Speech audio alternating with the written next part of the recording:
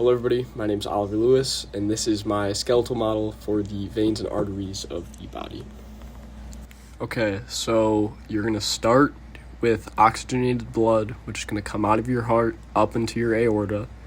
From your aorta, it's going to branch off into your brachiocephalic trunk, which has a few different places blood then goes. The first of which being your common carotid artery, which you can see right here, which feeds oxygenated blood to your head and your neck. In addition to that, your brachiocephalic trunk also branches off into your subclavian artery, which you can see right here. Your subclavian artery then turns into your axillary artery, which is right around here, which then goes into your brachial artery, which runs down your arm until you get to about your elbow. Once you get to about your elbow, you branch into your radial and ulnar arteries. Your radial's here, ulnar's back here. These two then run apart from each other until they reconnect at your palmar artery. It's covered by these veins, but it's right around here, which then feed into your digital arteries, which are your fingers here, as you can see in your hand. Going down from your aorta, you're going to start at your common iliac artery, which you can see runs all the way down from the ribs through your stomach area until you get to around the pelvis, which is where you'll reach your external iliac artery, which is here.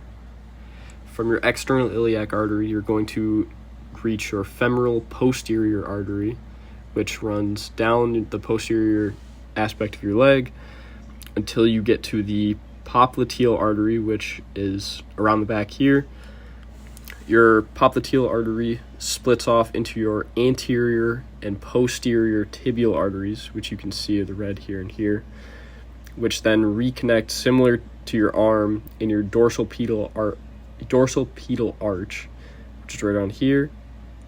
These then feed your digital arteries, as well as on the bottom of your foot, they feed your plantar and dorsal arterial arch.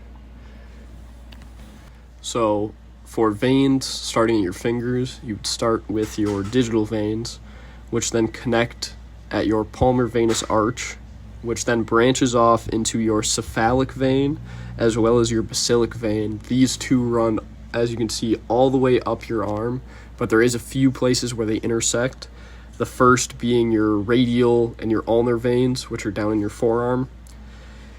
Going up from there, you would have around your elbow your median cubital vein. From your median cubital, you would then have the last cross, which would be your brachial vein, which is going to cross. Then the two are going to connect, forming your axillary vein, which is then going to feed into your subclavian vein, which is then going to feed into your brachiocephalic vein, which branches off into your internal and external jugular veins, which finally feed directly into the superior vena cava.